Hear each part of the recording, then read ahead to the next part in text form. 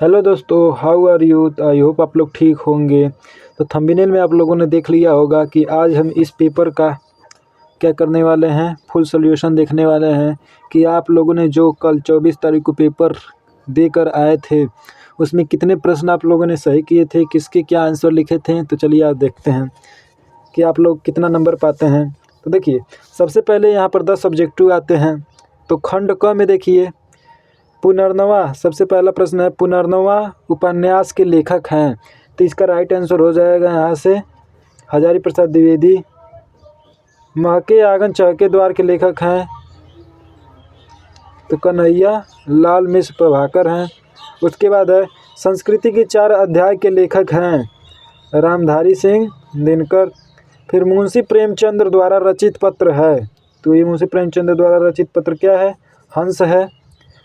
निम्नलिखित में से कौन सी रचना अज्ञेय का यात्रा वृत्तांत है, तो अज्ञेय का यात्रा वृत्तांत क्या है, स्मृति लेखा है। फिर प्रश्नोत्तर संख्या 2 का क देखिए, चिदम्बरा कृति किसकी रचना है, तो चिदम्बरा कृति सुमित्रानंद पंत की रचना है। तो चिदम्बरा कृति पता चल गया आप लोग सुमित्रानंद पंत की रचना है। तो पीछे देखिए, यहाँ पर टर्न ओवर लिखा है, पीछे मोड़ लीजिए, कोई बात नहीं, हम मोड़ते हैं, आपको भी पता होगा मोड़ना है, ठीक है। इसके बाद आ जाइए, देखिए आप लोगों को साफ साफ दिखाई दे रहा होगा। देखिए, कामायनी महाकाव्य किस काल की कृति है, तो कामायनी महाकाव्य छायावादी युग की है, क्योंकि कामायनी को लिखने वाले कौन हैं, जयशंकर प्रसाद हैं। जयशंकर प्रसाद कौन से युग के लेखक हैं, तो छायावादी युग के लेखक, इसलिए ये छायावाद युग का है, ठीक है। तीसरा सप्तक का प्रकाशन वर्ष है, तो तीसरा सप्तक का प्रकाशन वर्ष जो है 1959 है। कुछ बच्चे इसको लगा कर आए हैं 1947 को, तो उनका बिल्कुल ही गलत है। ये इसका राइट आंसर है 1959, देख लीजिए। रामधारी सिंह दिनकर को काव्य कीर्ति उर्वशी पर कौन सा पुरस्कार मिला था, तो इसका राइट आंसर ज्ञानपीठ पुरस्कार है, लेकिन बहुत से बच्चों ने मंगला प्रसाद पुरस्कार लगा दिया था। और देखिए, अंगद जो है राम शक्ति की पूजा कीर्ति के रचनाकार हैं, तो इसका राम शक्ति की पूजा कीर्ति के रचनाकार कौन है, सूर्यकांत त्रिपाठी निराला है। तो इसमें से आप लोग मिला लीजिए, 10 क्वेश्चन थे, इन 10 में से आपका कितना सही हुआ। अब देखिए आगे आ जाते हैं। जो तीसरा, दिए गए पद्यांश पर आधारित निम्नलिखित प्रश्नों के उत्तर दीजिए। तो इसमें आप लोगों को ज़्यादा कुछ नहीं बताएंगे, बस ये बता देंगे कि पद्यांश यह गद्यांश किस चैप्टर से लिया गया है। तो देखिए, यह जो गद्यांश है ये भाषा और आधुनिकता चैप्टर से लिया गया है। देखिए, भाषा की इकाई की बात हुई ना, ये गद्यांश भाषा और आधुनिकता चैप्टर से लिया गया है, और इसके रचनाकार जो हैं वो प्रोफेसर जी सुंदर रेड्डी है, तो याद रखिएगा। उसके बाद यहाँ पर है दूसरा, इसका है गद्यांश दूसरा जो था अथवा में, उसका भी देख लीजिए, इसके रचनाकार कौन है और ये किस चैप्टर से लिया गया है। तो कहते हैं दुनिया बड़ी भुलक्कर है, यह गद्यांश जो है ये अशोक के फूल, देख लीजिए, आप लोगों को पता करना चाहिए, ट्रिक भी होता है। देखिए, इसी में लिखा है अशोक के वृक्ष किसकी परिकृत है, ठीक है, परिष्कृत रुचि का प्रतीक है। तो यहाँ पर अशोक का नाम आया है, इसका मतलब अशोक का फूल था, ठीक है। तो यहाँ पर देखिए, ये अशोक के फूल नामक चैप्टर से लिया गया, और इसके रचनाकार कौन है, तो हजारी प्रसाद द्विवेदी जी है। आगे हम लोग आ जाते हैं, आगे देखते हैं। तो आगे दिए गए चौथा प्रश्न है, दिए गए पद्यांश पर आधारित निम्नलिखित प्रश्नों के उत्तर दीजिए। तो यह मनुज ब्रह्मांड का सबसे सुरम्य प्रकाश, यह पद्यांश किस चैप्टर से लिया गया है, तो यह पद्यांश जो है अभिनव मनुष्य चैप्टर से लिया गया है, जिसके रचनाकार रामधारी सिंह दिनकर जी हैं। उसके बाद देखिए, इसमें यह प्रश्न है, इसके उत्तर देना था, तो संदर्भ में आपको क्या लिखना था, तो संदर्भ में अभिनव मनुष्य और रामधारी सिंह दिनकर का जिक्र करना था, लेकिन कुछ बच्चे इसको गलत करके आ गए हैं। कुछ बच्चों ने इसे श्रद्धा और मनु चैप्टर से ही लिया गया था, लिख कर आ गए हैं, तो लोगों का गलत हो गया है। अब देखिए, यहाँ पर इसका अथवा में जो दिया गया है, छायाए मानव जीवन की नहीं मिटी लंबी होकर, ये जो पद्यांश है ये आपका किस चैप्टर से लिया गया था, तो ये आपका चैप्टर जो है एक कविता था, उसमें पूर्वा नाम था उस कविता का, उसमें हिरोशिमा नामक शीर्षक से लिया गया था, जो जिसकी रचनाकार जो है सच्चिदानंद हीरानंद वात्स्यायन यानी अज्ञेय जी ने किया था। तो ये हिरोशिमा आपके चैप्टर में होगा कहीं, हिरोशिमा अंग, ठीक है, हिरोशिमा। तो हिरोशिमा छोटा सा शीर्षक है, उसी से लिया गया था, जो कि अज्ञेय की रचना है, ठीक है। तो इतना आप लोग जान लीजिए। इसमें ज़्यादा इसको सॉल्व नहीं कराएंगे, बस आप लोग बता दे रहे हैं कि किस किस चैप्टर से लिया गया था। आप लोगों को यहाँ पर आया था, देखिए 5वां नंबर में पूछा गया हजारी प्रसाद द्विवेदी का, वासुदेव अग्रवाल, डॉक्टर APJ अब्दुल कलाम का। तो ज़्यादा बच्चों ने आचार्य हजारी प्रसाद द्विवेदी और वासुदेव सरल अग्रवाल का याद किया था, तो इसमें तो आप लोग काम हो गया था। लेकिन इसमें बहुत बच्चों ने गलती कर दिया था और मैथिली सर गुप्त और जयशंकर प्रसाद का याद करके गए थे, लेकिन उन दोनों में से किसी का भी नहीं आया था। तो उन बच्चों का बहुत क्या हो गया, हानि हो गया था। फिर भी अगर जो बच्चे तेज़ दिमाग के होंगे वो महादेवी वर्मा का लिख सकते थे, साहित्यिक परिचय डालकर लिख सकते थे। भले ही उनका डेट, जन्म तिथि, उसके मम्मी पापा का नाम और उनकी मृत्यु न लिखें, बाकी उनके बारे में सब कुछ लिख सकते थे और उनकी रचनाएं लिख देते, तो भी 3-4 नंबर का काम हो गया होता। 3 नंबर का तो मैक्सिमम काम हो जाता है। तो ऐसा करना चाहिए। अगर जब किसी का नहीं पता हो तो उनका पूरा साहित्यिक परिचय लिख कर उसके अंदर कुछ भी उनके बारे में लिख दीजिए, जिससे आपको 2 या 3 नंबर मिल जाए। फिर देखिए यहाँ पर पंचलाइट अथवा लाठी कहानी का उद्देश्य आया था, तो या तो पंचलाइट अथवा लाठी कहानी का उद्देश्य लिखना था, या तो अथवा में है बहादुर कहानी का सारांश अपने शब्दों में लिखिए। तो इन तीनों में से आ गया था। देखिए पंचलाइट भी आया था, लाठी भी आया था, बहादुर भी आया था। मतलब या तो पंचलाइट लिखिए या तो लाठी लिखिए, ठीक है। अगर ये दोनों में से कोई नहीं लिखना चाहते हैं तो इसको बहादुर कहानी का सारांश लिख लीजिए, ठीक है। तो 80 शब्द सीमा में लिखना था, मतलब कम से कम 80 वर्ड में लिखना था। तो कम से कम आप लोग 1 पेज तो भर दीजिएगा इसको लिखकर, या 1.5 पेज तक पहुंच जाएंगे तब भी ठीक था। लेकिन आप लोग कैसा लिख कर आए हैं अब रिजल्ट ही आप लोगों को बताएगा, ठीक है। फिर इसमें आया था स्वपठित खंड काव्य के आधार पर किसी एक खंड के प्रश्न का उत्तर दीजिए, ठीक है। तो बहुत से बच्चे थे, अभी हमने एक बच्चे से मुलाकात की थी। उस बच्चे ने क्या किया था, वो गोरखपुर का होकर इसका लिख दिया था, क्या बोलते हैं, देखिए श्रवण कुमार का वो लिख दिए थे। गोरखपुर के होते हुए भी श्रवण कुमार का लिखे थे, जो कि गलत है। गोरखपुर वाले बच्चों को त्यागपति खंड काव्य के आधार पर करना था, या त्यागपति, देखिए यहाँ पर लिखा था ना, 4th वाला क्वेश्चन है, त्यागपति खंड काव्य के आधार पर राजश्री का चरित्र चित्रण, तो इसको करना था। नहीं तो त्यागपति खंड काव्य के आधार की कथा का सारांश लिखना था, ये करना था, ठीक है। लेकिन बच्चे क्या करते हैं, सोचते हैं कि ये देखिए यहाँ पर अथवा अथवा लगा है ना, तो उनको लगता है कि इसको या इन दोनों में से कोई एक करना है, इन दोनों में से कोई एक करना है, इन दोनों में से कोई एक करना है, इन दोनों में से कोई एक करना है, ऐसे ऐसे करके पूरा पेज भर के चले आ जाते हैं। लेकिन उनको नंबर कम मिलता है, क्योंकि इसमें टाइम ज़्यादा लग जाएगा, क्योंकि उनको ये बात पता नहीं है कि ये 7वां का प्रश्न जो है इन सभी में से आपको एक ही लिखना है। और अगर आप गोरखपुर से बिलोंग करते हैं तो आपको यही वाला लिखना था, और ये गोरखपुर से भी अलग अलग ज़िलों में भी ये काम करता है, तो आप लोगों को ये लिखना था। समझ में आया, एक ही लिखना था, मतलब इतना दिया है लेकिन इतना नहीं लिखना था, आपको कोई एक लिखना था जो आपके ज़िले में हो, उसी को लिखना था। तो हमारे ज़िले में तो क्या था, त्यागपति खंड काव्य था, तो उसके आधार पर करना था। अब आ जाइए प्रश्न नंबर 8 पर आते हैं हम लोग। देखिए प्रश्न नंबर 8 में जो दिया गया है, या क्या दिया गया संस्कृत गद्यांशों में से किसी एक का संदर्भ सहित हिंदी अनुवाद कीजिए। तो संदर्भ पे आपको 2 नंबर मिलता है और अनुवाद पे आपको 5 नंबर मिलता है, ठीक है। तो अगर आप लोगों ने इसको किया होगा तो आपको बहुत अच्छे नंबर मिलेंगे, क्योंकि ये बहुत ही ईजी था और यह आत्मज्ञ सर्वज्ञ नामक चैप्टर से लिया गया था। अब देखिए यह है, ये वाला बहुत बच्चे कंफ्यूज हो गए कि ये किस चैप्टर से आया है, क्योंकि ये संस्कृत भाषायाम का तो है नहीं और सुभाषी रत्नानी में श्लोक है, तो ये किस चैप्टर से आया है। तो ये चैप्टर आया था महामना मालवीय में से, महामना मालवीय में से, जो कि लास्ट चैप्टर शायद से है, उसमें से आया था। उसके बाद है इसका ख क्वेश्चन, देखिए दिए गए पद्यांशों में से किसी एक का संदर्भ सहित हिंदी में अनुवाद कीजिए।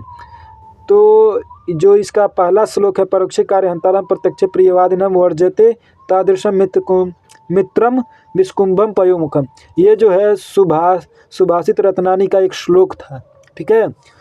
तो इसका मतलब क्या हुआ ये भी बता देते हैं। इसका मतलब था परोक्षे कार्य हंतारम प्रत्यक्ष प्रियवादिनम, जो पीठ पीछे कार्य बिगाड़ने वाले हो और सामने मीठी मीठी वाणी बोलने वाले हो, उस मित्र को ऐसे ही छोड़ देना चाहिए जैसे एक घड़े के अंदर दूध रखा हो, एक घड़े के अंदर विष रखा हो और उसके मुंह के ऊपर दूध लगा हो, उसको ऐसे ही छोड़ देना चाहिए, ठीक है। उसके बाद देखिए इसमें क्वेश्चन जो 9 पूछ रहा है, निम्नलिखित मुहावरों और लोकोक्तियों में से किसी एक का अर्थ लिखकर वाक्य प्रयोग कीजिए, ठीक है। अब बच्चे होते हैं इस चारों को करने लगते हैं। और आपको एक तरीका भी बता दें, अगर आपको चारों आ रहा है तो चारों कर दीजिए, अगर टाइम बच रहा है तब, टाइम नहीं बचेगा तो मत कीजिएगा। टाइम बच रहा है तो चारों कर दीजिएगा, इसलिए क्योंकि आपके उस समय अगर चारों कर देते हैं तो 2 नंबर तो किसी भी हालत में मिलेंगे ही मिलेंगे, कटेंगे नहीं। इसलिए आपको चारों कर देना चाहिए, अगर आए तब और टाइम बचेगा तब, नहीं तो आप एक ही कीजिएगा। इसमें क्या लिखा है, 2 का करना है नहीं, एक ही का करना है। चारों कर देंगे तो और अच्छा है, आपका नंबर कन्फर्म हो जाता है। उसके बाद है 10वां पठित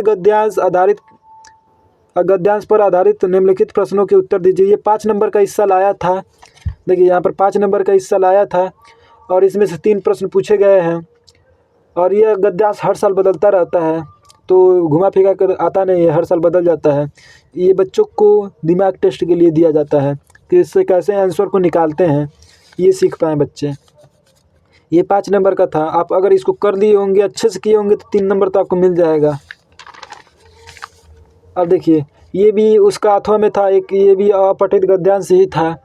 तो इसमें भी 3 ही क्वेश्चन थे। 2 नंबर का पहला क्वेश्चन था, 2 नंबर का, और तीसरा जो क्वेश्चन था 1 नंबर का था, यानी 5 नंबर का ये भी था। ठीक है। अब देखिए प्रश्न संख्या 11 में जो पूछा है, निम्नलिखित शब्द युग्मों का सही अर्थ चयन करके लिखिए। अब यहाँ पर लिखा है पुरुष। पुरुष मतलब क्या होता है, नर या आदमी। अब परुष मतलब होता है कठोर। तो आदमी और कठोर किस ऑप्शन में, देखिए तो यहाँ पर है आदमी और कठोर, तो यही अब हमारा आंसर सही है। ठीक है, तो ऑप्शन नंबर ब हमारा सही है। फिर यहाँ पर लिखा है सेकंड क्वेश्चन में तरंग और तुरंग। तरंग मतलब क्या होता है, लहर, लहरों की तरंग होती है। और तुरंग मतलब क्या होता है, घोड़ा। तो लहर और घोड़ा, ये इसका सही आंसर है। अब देखिए इसके बाद है इसका ख क्वेश्चन, 11 का ख क्वेश्चन क्या है, निम्नलिखित शब्द में से किसी एक शब्द के 2 सही अर्थ लिखिए। तो इसमें है अनंत। अनंत का मतलब होता है आकाश या जिसका कोई अंत न हो। ठीक है, तो ये होता है 2 ही अर्थ लिखना था, एक शब्द के 2 अर्थ। अक्षर है, अक्षर का मतलब होता है ब्रह्मा, विष्णु, धर्म आदि बहुत होता है। ठीक है, और भी होते हैं। अक्षत यहाँ पर दिया था, अक्षत का अर्थ होता है संपूर्ण, अखंडित चावल। ठीक है, या अखंडित होता है, अखंड चावल भी होता है। ठीक है, अक्ष का होता है ज्ञान, उसके बाद रथ भी होता है, सर्प भी होता है, और क्या होता है, साधना होता है। साधना नहीं होता, सुगंध होता है, सुगंध भी होता है, और क्या होता है, कानून भी होता है। ठीक है, उसके बाद है ग। निम्नलिखित वाक्यांशों के लिए एक शब्द का चयन करके लिखिए जिसके पास कुछ न हो। तो जिसके पास कुछ न होता है वो अकिंचन होता है। बहुत से बच्चे गरीब को लगा के आ गए। निर्धन, जिसके पास तो धन नहीं होता उसको निर्धन बोलते हैं। और कुछ बच्चे तो गरीब लगा कर आ गए थे, तो गरीब नहीं होते हैं। और जिसके माता पिता नहीं हो, कोई ना हो, वो अनाथ होता है। तो यहाँ पर अकिंचन इसका राइट आंसर होगा। ये वाला बहुत बच्चे गलत करके आए थे। जो कहा न जा सके, देखिए यहाँ पर लिखा है जो कहा न जा सके, वो होता है अकथनीय।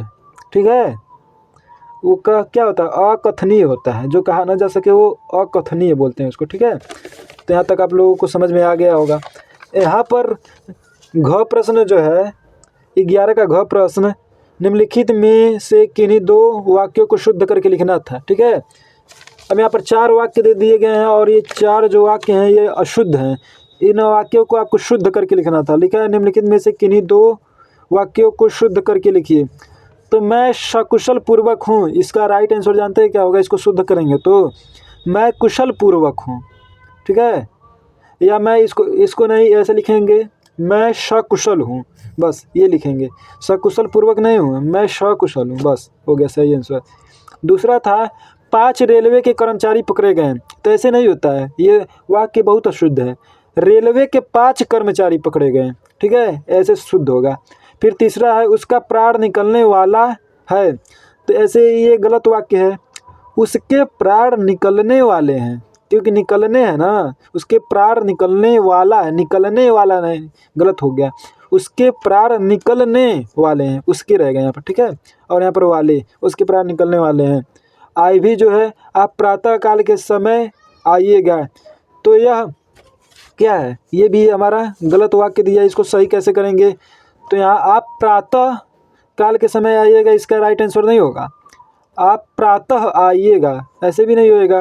क्या होएगा, आप प्रातः काल आइएगा, प्रातः काल के समय नहीं, आप प्रातः काल आइएगा, बस इतना रहेगा। ठीक है, यहाँ पर है वीर रस अथवा करुण रस, तो इन दोनों में से किसी एक को लिखना था। तो वीर रस का स्थायी वाक्य क्या होता है? उत्साह होता है। और करुण रस का क्या होता है? शोक होता है। उपमा अलंकार है और रूपक अलंकार। ख वाले में क्या देखिए, ख वाले में लिखा है उपमा अलंकार लिखिए अथवा रूपक अलंकार लिखिए। तो उपमा अलंकार जहाँ किसी की तुलना की जाती है, और रूपक अलंकार जहाँ उपमेय और उपमा में कोई अंतर नहीं होता, वहाँ पर रूपक अलंकार होता है। तो यहाँ पर तुलना वाला रहेगा। जैसे उपमा अलंकार में हो जाएगा, सोना चांदी क्या करेंगे प्यार में, सोने जैसे दिल है मेरे यार में। तो ये क्या किया जा रहा है? तुलना किया जा रहा है। और रूपक अलंकार जहाँ उपमेय और उपमान में कोई भेद मतलब अंतर न हो। तो रूपक अलंकार का एग्जाम्पल क्या है? रूपक अलंकार का चरर कमल बंदो हरिराई, बस यही। चरर कमल बंदो मतलब कृष्ण के जो कमल है वो किसके समान है? कमल के समान है। कृष्ण के जो चरण हैं, या हरि मतलब क्या होते हैं? विष्णु के जो चमल करण क्या बोलते हैं? विष्णु भगवान के जो चरण यानी पैर जो हैं वो कमल के समान कोमल हैं। मतलब दोनों में कोई अंतर नहीं है, दोनों एक समान है। ठीक है। उसके बाद क्या है? चौपाई लिखना था या कुंडलिया लिखनी थी। ठीक है। तो और लक्षण के साथ लिखना था। तो चौपाई क्या होता है? चौपाई एक सममात्रिक छंद होता है। इसमें 4 चरण होते हैं। इसके प्रत्येक चरण में 16-16 मात्राएं होती हैं। और क्या लिख सकते थे इसमें? तो आपको अगर हनुमान चालीसा याद होगी तो उसमें से जय हनुमान ज्ञान गुण सागर, जय कपीस तिहु लोक उजागर, रामदूत अतुलित बलिधामा, अंजनी पुत्र पवन सुत नामा, यही लिख देंगे, आपका 2 नंबर कन्फर्म हो जाता है। ठीक है। फिर आप लोगों को देखिए आया था 13 प्रश्न में, बैंक में खाता खोलने के लिए बैंक प्रबंधक को प्रार्थना पत्र और अपने मोहल्ले की नालियों की समुचित सफाई के लिए नगर पालिका के अध्यक्ष को एक प्रार्थना पत्र। तो आप ये बात तो कंफर्म कर लीजिए कि हर साल बैंक के लिए एक पत्र आता है, नहीं तो सफाई के लिए एक पत्र जरूर आता है। और अगर ये भी नहीं आया तो लिपिक हेतु एक पत्र आता है, यानी पद के लिए, अपने से मतलब ऊपर पद प्राप्ति के लिए एक पत्र। ठीक है। अब देखिए प्रश्न नंबर 14 में निम्नलिखित विषयों में से किसी एक विषय पर अपनी भाषा शैली में निबंध लिखिए। अब आपको 5 टॉपिक दिया गया था, इस 5 टॉपिक में से किसी एक पर आपको निबंध लिखना था। मेरा प्रिय खेल पे लिख सकते थे, नई शिक्षा नीति की विशेषताएं, महिला सशक्तिकरण का समाज के विकास में प्रभाव, या आतंकवाद की समस्या और समाधान, विद्यालय में पुस्तकालय का महत्व। तो सबसे बेस्ट आप लोगों का था ये, आतंकवाद के ऊपर लिख दिए होते आप लोग तो ठीक था। लेकिन आप लोग जिस पे लिखे होंगे बहुत अच्छा लिखे होंगे। और अगर आपने 2-3 पेज लिखा होगा तो आपको 6-7 नंबर तो दे दिया जाएगा। तो आप लोग टेंशन मत लीजिए, और आप लोग मिला लीजिएगा कि आप लोगों के कितने प्रश्न सही हुए हैं और कितने प्रश्न गलत हुए हैं। तो ऐसे ही अगले वीडियो पाने के लिए और अगले सेट को जानने के लिए, जो मैथ का पेपर है, अगर वो जानना चाहते हैं कितने अंक का आप कुछ सही करके आए हैं, कितने गलत करके आए हैं, तो उसके लिए आप लोग हमारे चैनल को सब्सक्राइब कर लीजिए, ताकि मिलते हैं नेक्स्ट वीडियो में और आपको अच्छी जानकारी मिल सके। तो इस वीडियो का एंड करते हैं और मिलते हैं हम लोग नेक्स्ट वीडियो में। Thank you guys.